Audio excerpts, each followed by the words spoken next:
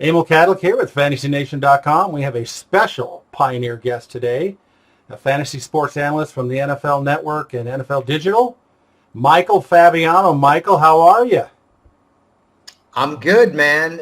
Even though it's the off season, there is no off season for us, and I'm rocking my Cowboy stuff here. Very nice. Hoping we can keep back in Amari Cooper. We'll see. Yeah, that's going to be a challenge. It's like you said, there's no off season, so it keeps us going. Mm-hmm. So, when you were young, what sports did you get interested in when, and how did that all evolve? I love sports probably since I was about 6 or 7, and I played everything. Basketball, although I'm short, I still played. Baseball, I didn't play football because I was too small.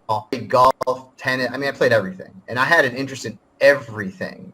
It was anything from watching, Wimbledon on TV to the Masters to the NFL. I actually remember my first game that I ever watched, my first NFL game that I ever watched was Vikings-Eagles. It was Tommy Kramer against Ron Jaworski. Oh. I think it was 1980, I want to say. I'm not sure. It was somewhere around there.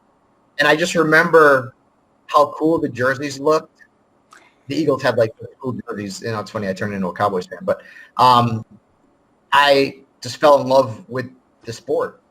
And I've always been a Yankees fan. And I get ripped all the time, which I don't care about. But people say, you're a Yankees fan and you're a Cowboys fan. How did that happen?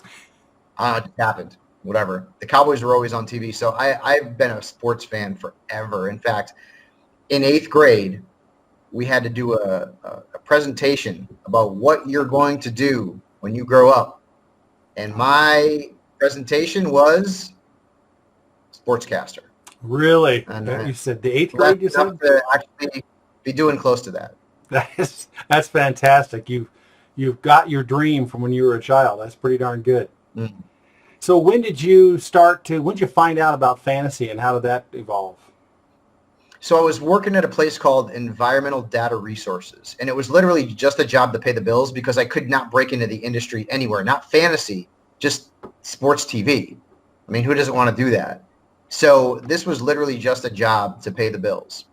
And this is probably a year or two before the internet. So I want to say 96, 97, something like that. And one of my buddies at work was like, let's do a fantasy basketball league. So I did a fantasy basketball league, and then we did fantasy football, and we did fantasy baseball. And so it was just a bunch of guys from EDR that got together and played in a league for those 3 sports. So then when did you were able to break into the actual industry? So it's sort of a rags to riches kind of thing. And again, I always say that I'm blessed. I couldn't get in anywhere. And I was about ready to give up. And it wasn't even just fantasy. Again, fantasy wasn't big at this point, in the late 90s, in terms of the media aspect of it. You didn't see people on television and radio and all that kind of stuff. It didn't really happen all that often. So I was ready to just give up and become an account executive at EDR. And my best friend, Dan, said, you can't give up. You've been wanting to do this your whole life. And I've known Dan since I was 5. So I started a sports column for EDR's. It was basically just like a newsletter. And it was like 5 pages stapled together. And I wrote a column for it. And people throughout the company would email me their opinions on what I wrote. And then we hit the internet, and I started going on to amateur writing websites, had a couple of different sites, esports.com. There was another one. I can't remember what it was, though. And literally did that for, 4 to 6 months, put together a mailing list. Remember, there's no blogs or social media or podcasts at this point. And every time I wrote a column, I send out an email to everyone saying, hey, check out my column on Marty McSorley. Check out my column on Bobby Knight. Check out my column on the results of a WWE pay-per-view. It was everything. And once I got comfortable, I looked online for jobs in sports and ended up finding an opening at commissioner.com, which you're well aware of. Commissioner.com was probably the first big fantasy sports site out there. they had a deal with sportsline.com. Sportsline.com had bought commissioner.com's product. And like literally it ended up being between me and Tristan Cockcroft from ESPN, who is now one of my best friends. Tristan and I were the last two candidates. They hired Tristan. They wanted me to, and this was for a fantasy writers editorial sort of position. And they ended up not being able to let me go. They said, we're going to hire both of you. So Tristan and I both got brought in on the same time. I ended up moving to New York City. I was in Staten Island, making $37,000 a year doing this for commissioner.com and sportsline.com. So that's how it happened. I was just grinding. And my focus wasn't even on fantasy when I was writing. It was just on sports, like news, Tiger Woods, Tiger Slam, whatever was going on. Mm-hmm. And I mean, like hard work and a little bit of luck. And they had brought me in for 2 interviews. And even after the second interview, they said that they were going to go with Tristan. And I mean, thank God. I'll never forget. I was home at my dad's house in Watertown, Connecticut, watching Yankees Red Sox. And the phone rang, and it was the man by the name of David Hirsch, who was in charge of hiring. And he told me, hey, man, we couldn't decide between you and Tristan. You want to come and work for us? And that's where it all started. And this was more fantasy content, was it? Or was it kind of mixed? All fantasy content. So what we were doing back in the day, and people still do this now, we were looking through newspapers on the web and any sort of sports news sites that we can write updates. I mean, Scott Engel was there too. And I know you know Scott. Mm-hmm. And that's what it was, writing columns. It was doing updates. Like I would have, the AL East, and Tristan would have, a few divisions in baseball. I started off doing basketball. So I did NBA. That was what I initially started off doing, was NBA. My aspiration was always to get into football. But basketball was what I did first. And then baseball and football were sort of secondary. And then eventually over time, football became number one. And it's funny too, because I can remember back then, anytime I would get an opportunity to do like a call-in radio show as the guest, I was nervous as hell, man. I'm like, on the phone, people hear me. And you're so freaked out because you don't have experience doing it. And I mean, now like I'm, doing live TV in front of, millions of people. So it's been an amazing journey. Wow, what an evolution. That's fascinating. So you're working for commissioner.com/CBS Sports, and right. That's progressing. And then you were basically doing the multitude of sports, which is great because that's what you were a fan of when you were young and doing. Mm-hmm. Then what happened next after that? So towards the end of my time at CBS, I was almost exclusively doing football. And NFL.com was going in-house. We worked with NFL.com. They used our product for fantasy. NFL.com didn't have fantasy writers. They had no one. They had Gil Brandt, and they had footballinjuries.com, which was Steve Cohen, who's with SiriusXM now, Adam Kaplan, and Jay Glazer. Mm-hmm. And, I mean, they didn't have a lot of fantasy content. So because they were going to be going in-house, they were interested in bringing in someone to manage the fantasy page. It was like fantasy editorial and writing. And so I knew 2 of the guys at the NFL and did an interview with them. I was very lucky. Jim Nantz actually gave me a referral. He called those guys. That's a pretty good referral. Yeah. And I got the job. And the next thing I know, I'm in California. Wow. So after 5.5, 6 years in South Florida, which is Sportsline is in Fort Lauderdale, I was actually up went back up northeast to Connecticut, which is where I'm from, worked in Connecticut/New York City for I don't know how many months. It wasn't that long. And then they wanted me to come to LA. So I moved to Los Angeles in 2007. And at that point, it wasn't even about TV. It was about, I was managing the page. So I did all the updates. I wrote all the columns. I wrote the entire draft kit. I did projections. I did everything fantasy related for NFL.com. Everything. Wow. It was It was ridiculous. And I would occasionally get on television, and I wasn't even that good. I had been on television once at Sportsline. I'm actually the first fantasy analyst to ever be on one of the 4 major networks. I did a show with Gus Johnson and Randy Cross, and I have the DVD. And I don't know what the hell I was doing with my hair back then, but it was awful. And I watch myself now, and I'm like, holy cow, I'm terrible. But I got the opportunity, and that was huge for me. So, yeah, I ended up with the NFL in 2007. 2007 was the NFL start. So but it was LA. I was with the NFL 2006, and LA was 2007. Perfect. Mm-hmm. So at that time, did the NFL have their own commissioner product? I don't recall. So the NFL like went through like using ESPN, using CBS, but when they went in house, the big push was to build their own product, which we did. And so at that point, we had our own product sort of it was happening. Let's put it that way. I don't know exactly what year our product came out, 5 or 6, 7 years ago. So I can't remember what it was exactly. Oh, okay. But initially, I was just writing for the site, and the site was still using whether it was CBS or ESPN. And then we finally went in house and had our own product built. So when did when did the network start for the NFL? As far as the NFL network, do you remember the evolution of that? So it's funny, the NFL network at one point was using, I think John Hansen was doing stuff for the NFL network. They were using KFFL, like William Del Pilar was doing stuff too, very occasionally with like Rich Eisen. I remember. And then I came along and I was doing some stuff too. But I mean, it was very it was minimal. It wasn't a lot of stuff. But then over the course of time, fantasy started getting bigger and bigger. And I was always pushing, we should do a show. We should do a show.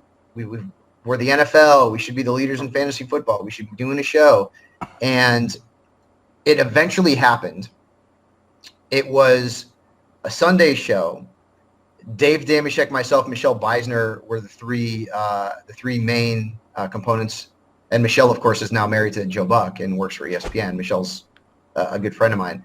And Dave is still at the NFL Network with us. And that was like the first sort of iteration of NFL Fantasy Live. Wow. And as we saw the popularity of fantasy football continuing to grow and grow and grow, we ended up, becoming a daily show that was like a half an hour. And then eventually we were a daily show that was an hour. And that's where we are now.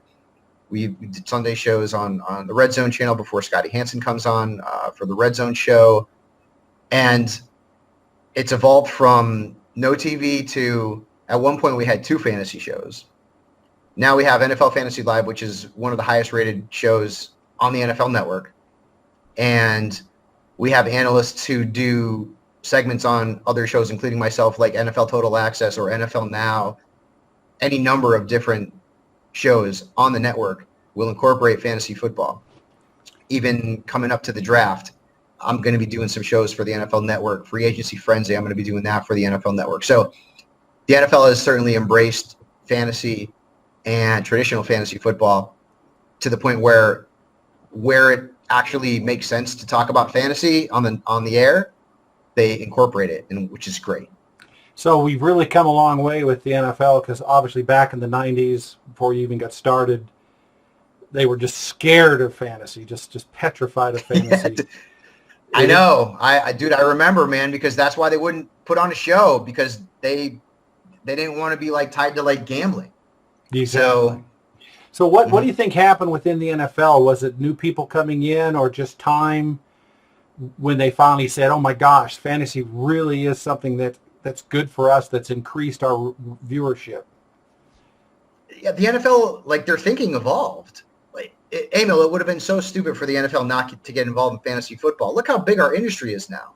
Yeah. I mean, fantasy football has helped grow the NFL, and the NFL realizes that. And that's why they've embraced it so much. I mean, there was a contest that I was able to co-host with Kay Adams in New York City last year, where a league that had been going on for a long, long time, I believe it was since the mid-'70s, the members came in and Roger Goodell called out their picks. I mean, the NFL has really embraced it because the NFL is smart and it knows fantasy football is an avenue to grow our brand. Mm-hmm. And, before fantasy football was so popular, you paid attention to your own team, maybe the teams that are in your favorite team's division, and that was really it, unless you were a really super avid fan. Now, even fans who are kind of just, they like the NFL, they like to watch the games, but they play fantasy football. Now you're watching the worst games on Thursday Night Football, no matter who's playing, because you may have a player on that team. And the NFL has been intelligently has embraced that now for years and years, to the point where at one point we had 2 fantasy shows on the NFL Network, and fantasy football is incorporated greatly into everything that the NFL is doing. And hopefully that's going to evolve even more into maybe, DFS, best ball. We'll see what happens. Because as you mentioned, you remember a time where the NFL was scared of fantasy football and didn't want to get into that business because of the gambling aspect of it. But the NFL realized, Patrick Mahomes can't be on the same NFL team with Melvin Gordon and Christian McCaffrey and Michael Thomas. It's fantasy. It's not real. Yeah. And there doesn't have to be a gambling aspect of it. If people do that, that's totally cool. That's what they do. But the NFL knows that this is not a team sport. It's fantasy. It's not real. But it's been a reality that fantasy has grown the NFL's popularity by leaps and bounds. Yeah, it took a while, at least in my opinion. I've been around doing this. I started fantasy in 1990, started magazines in 1990. And the NFL, I don't know if they still have their fantasy mag. They had one for a while. Do you know? No, we haven't done one in years. Gotcha. Yeah, we used to do one. It was a while ago, but we stopped doing that. But yeah, we did that. I wrote magazines for CBS too. Oh, did you? So I'm well aware of all that. Yes. Yeah, well, they're still around. We still have 4 of them that we do, obviously. But that's a great setup. It's so exciting now to see so much on TV in the NFL and other channels that are promoting fantasy and doing fantasy. We do DFS on our site, et cetera, in our magazines. And I do it, tinkering it, but I guess I'm a purist. I've really more enjoyed the in-season fantasy, and it's to me more, I guess I've been comfortable with it since I started playing fantasy in 81. So, and I do like the DFS, but the gambling thing still just kind of eats at me. I'm not a gambling guy, and it just kind of annoys me. I don't know why it annoys me. I don't have it even on our website. It's kind of stupid of me, I guess, but I like the pureness of the NFL, and I like the pureness of fantasy sports as in season. It's just more fun to me, but I guess I'm just old.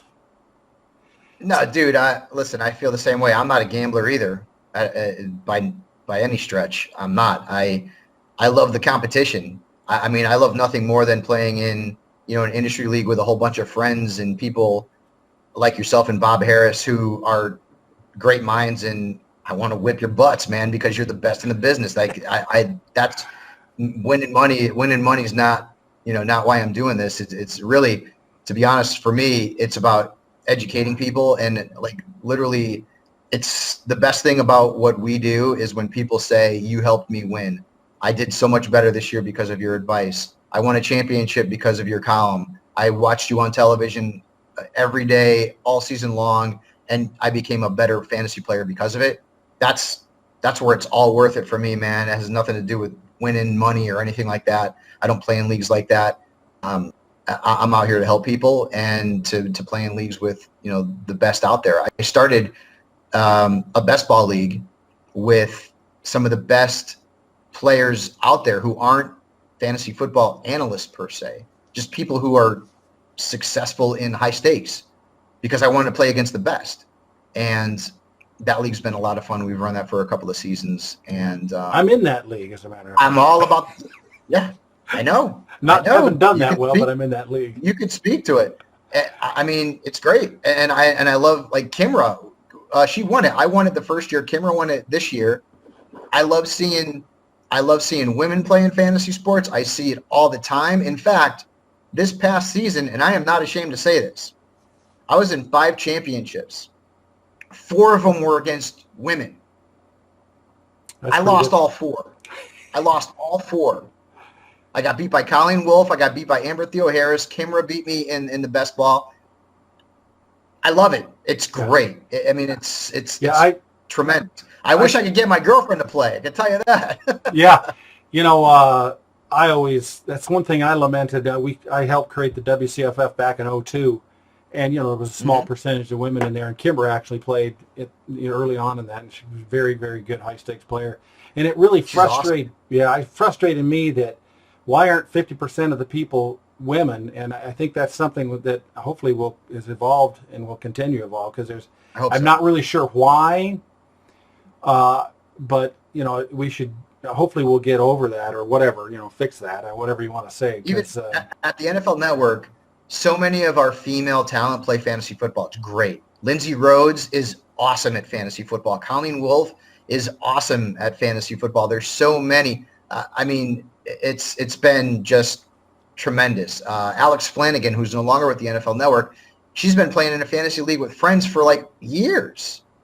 It's great. Yeah. To me, it's fantastic. So you're in how many leagues do you think you're in? Do you have a good count, or do you try and keep it low? So for football, I try to max it at 12. I can't do any more. Like even 12 is too much because, responsibilities that I have for work and being on the air and prepping and writing a monster column and all that kind of stuff.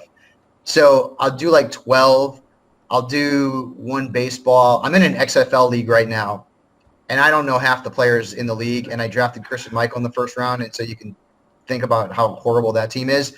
I was in a AAF league, and I won it, and I didn't know half the players on my team. I just like competing and having fun with these different kind of leagues. But, yeah, I can only do about 12. That's my max. After that, man, my head explodes. You ever do any auction? I know you guys do more. Like Bob Harris does like 30 or 50, or he's out of his mind or whatever it is. Like, I don't know how the hell he does it, but yeah, I'm maxed out at about a dozen.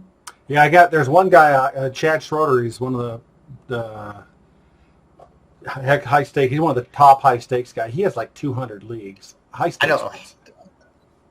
And he has a team. He has a whole team. And I asked him, how do you do free agency? He goes, I've got team members, and we pick like 4 to 7 players each week that we are interested in. Right. And they just go to each league. And if some of those players are available, they bid on them. They don't look through the rest of the league. They don't have enough time. And I'm going to have to send you a free subscription to one of our tools that may help you this coming season to do free agency with those 12 teams. Please. I could use it. Another guy who's really good. Do you know Derek Pearson? Yes, he's tremendous. Is he? Tremendous. Really good guy out of St. Louis. I met him at Busch Stadium because I was doing a draft with Adam Wainwright and the Cardinals. They do the Big League Impact draft. And that's another great aspect of fantasy sports too, is how people are turning it into something charitable. So Wayno has, I'm not sure how many teams in Major League Baseball do it, maybe 8, maybe 10, I'm not exactly sure. And people put up money that all goes to charity through Big League Impact to play in a fantasy league with some of their heroes of MLB. The Yankees do it. Cardinals do it. The Mets have done it. There's a bunch of teams that do it. I think the Nationals do it. I know Patrick Corbin is a guy that I know. He plays. Dylan Betances plays. I think Scherzer might have been involved. Verlander might have been involved at one point. Kershaw was involved too. Yeah, man, it's great how fantasy sports has evolved and also become something that's charitable. And I do, the league that I do with Alice in Chains, that's all for charity too. I mean, so it's another great aspect of fantasy sports. Yeah, that's a great league. Have you ever done auction drafting in your leagues? I used to do at least one auction every year. I haven't done an auction in a couple of years, but they're a lot of fun. The problem is I don't have time for the auction. Like, especially when are the drafts happening for us, right? Like for me, they're all like in middle to late August or the first week of September. I don't have 3 hours to do an auction draft. I just don't. My schedule is insane. And plus when you have a girlfriend and a kid, I mean, that takes up your time too. So I enjoy auctions. I haven't done one in a couple of years where it's actually been the result of a league. I've done mock auctions, but have you? They're a lot of fun, but they're a little more time consuming. So, and you you are a traditionalist. I'm a traditionalist. I like typical drafts more than anything else, but auctions are fun too. Auctions actually are an excellent way to draft, but I don't think they'll ever become mainstream because most people are scared of them because they don't understand it. And Sure. and a regular serpentine draft, it's like, oh, it's my pick. You look on the list. Mm-hmm. If a guy just walks into the draft and he grabbed a cheat sheet or grabbed a magazine and he hasn't prepared, he can probably do okay because he's got a cheat sheet and he can just go down the cheat sheet.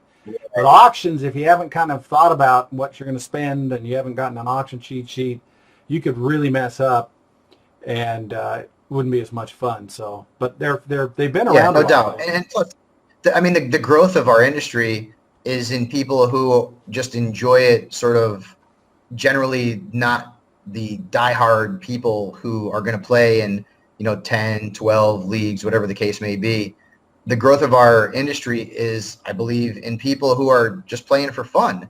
Yeah. And even if they have an auto draft, they can still do well because right now, with so many talented people doing industry projections and rankings, etc., you could do an auto draft team and probably do okay as well. So I think you're right there. I think that's part of it too. Going back to one of your other points about pride and the challenge to play people, I was part of creating the WCFF, and its first year was 2002. It was the first high stakes contest in Vegas. And the guy who won it, when we, gave him a trophy, I think he won $200,000 at the time or $150,000. I can't remember. And he literally sat there and said, I don't know what's more important, the money or being the world champion of fantasy football. He actually was trying to, he was toying with himself of what was more important. That shows you how pride is very important and why people are playing in fantasy sports. Yep. It's crazy. Yeah, exactly. Because not every league is for any kind of money. A lot of leagues out there, including most of the ones that I'm playing in, are for pride and just trash talk and being able to say, I'm the champion and I took you out. I mean, I love the competition. I really do. Sitting at the coffee pot at work on Tuesday morning, say, hey, I'm the guy. I beat you. I'm the number one in the league. Exactly. Blah, blah, blah. It's really important. That's one thing we did with Fantasy Nation is we have the manager national rankings. So where you can link all your teams together and it figures out where you stand within America or wherever, actually, the world and your city and your state. And it has the same philosophy as you can now show how you do against everybody in America. So it has that same perspective of, showing your efforts and showing what you've accomplished. It takes a lot of work. I think that's what people, they're good at it do. They never quit. Every week they don't go, I won't do free agency this week. Well, that hurts you. You always got to step on it, which is hard for you and I because sometimes I don't get till week 3 or 4 before I go, I better start doing free agents. Well, that's a little late. Nah, I'm on it. That's why I don't do more leagues than I can handle, because if I'm playing in a league, I got to be involved and I got to do the best that I can, because I don't want to be that guy that's not setting a lineup or not making moves and sort of like bringing down the rest of the league in terms of the competitive nature. Oh, that's a good point. That's a good point. Anything I missed you want to bring up?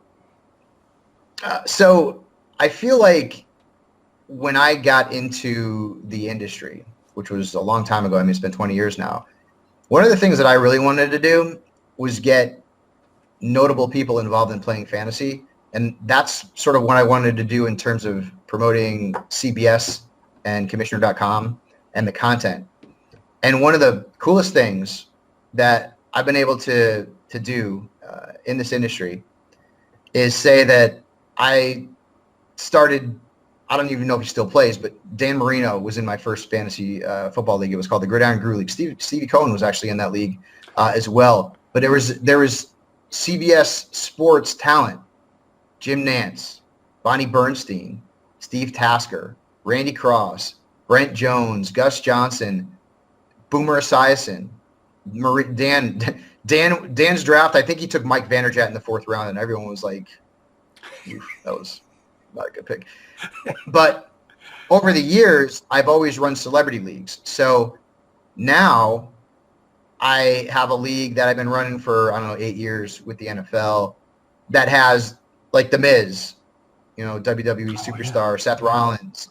I've got Maurice Jones-Drew has played in it. LaDainian Tomlinson has played in it. Kurt Warner has played in it. Jerry O'Connell, the actor, who's a really good friend of mine and a fun fantasy player. I mean, he's involved in it too. Over the years, I've had so many cool people involved, celebrities, and now you see there's a thirst for it. People who are out there with millions and millions of followers are talking about fantasy football and their fantasy football teams. It's so much fun. And I know there's a lot of celebrities out there who will tweet stuff out, Paul Rudd is like a big fantasy player. I know that as well. There's Jerry Cantrell, obviously from Alice in Chains, Duff McKagan, Mike Yanez. There's so many. And I feel like that also is pretty cool too, because people can say, hey, I'm playing fantasy football and, I've got a similar interest to Jerry Cantrell or Jerry O'Connell or The Miz or Seth Rollins or whoever the case may be. The Bella Twins play fantasy football in leagues with me. I think that also just shows how great of an industry it is, how fun it is, and that, this isn't just only for like the diehard people who, eat, sleep, and breathe, the National Football League. It's for people who just want to go out there, compete, and have fun. And that's been something that has been a lot of fun for me, especially with the guys who I used to draft and win leagues with, like Terrell Davis and LT and Kurt and Michael Irvin. I mean, like I've had all these guys on my fantasy football teams. Now I do TV shows with them and I play in leagues with them. It's just, that's awesome. Bizarre. That is bizarre. It's been fascinating. Fantasy started in the late 1950s, fantasy golf and baseball, but football started in '63. Right. It took a long time before things evolved, but it's just fantasy and the NFL have such a great connection. I don't think it's ever going to change. It's just going to continue to grow. Can you imagine a life without fantasy football on Thursdays, Sundays, and Mondays? No. No. As a matter of fact, heck no. I have dyslexia, and I had a lot of troubles when I was 8, 9, 10 years old because they all thought I was stupid because I couldn't read that. Okay. This is in the mid-'60s. And football was my base. It kept me, it was something that gave me confidence, and it was something that, so I turned the TV on, and of course who was on then was the Dallas Cowboys. And I was just, it was me. It was my identity until, I got more mature and I overcame things and whatnot. But, and then fast forward when, several decades ago when I started playing fantasy and whatnot, you'd sit there and then let's say week 12 or 13, you're out of your league. Let's say you're only in one league at the time, and you turn the TV on Sunday morning, 11 o'clock Mountain Standard Time, and you started watching the games and you just kind of felt empty. It's like, what's wrong? Oh, I'm not in a fantasy league. How important, how much it brought up the enjoyment of watching the NFL games, having a fantasy team. It just hit me, this was decades ago, how important fantasy was, not only just to the NFL, to all the sports. And it just, because at the time, everybody was still like, it's a fad, it's nuts, it's gambling. Well, they were all wrong. It really helps true. It really helps the national leagues, the Major League Baseball, NFL, etc. And it's here to stay, and it's going to get bigger, and it's great that we're all part of it. And you are one of the pioneers of fantasy sports. Congratulations. Well, I don't know about that. I appreciate that. And listen, man, I am just, every day I say it to anybody who asks, I'm just truly blessed to be able to do something that I really love, that I'm passionate about. And hopefully, over the years, I've helped some people get better at fantasy and, win some leagues and have fun. And it's actually been wonderful, Emil, to watch how fantasy and the industry has grown so much since I started, and you started before me as well. So it's been even more for you, but it's been great to see what fantasy has become. And I'm excited to see where it's going to go because, like you said, not going anywhere. Yeah, it's only going to get bigger. Well, thank you for the time. I really appreciate it. I know you're very My busy. pleasure. Great. Well, I'll get you a copy of the link, and thank you so much, and congratulations for all your career. All right, my friend. Great talking to you as always.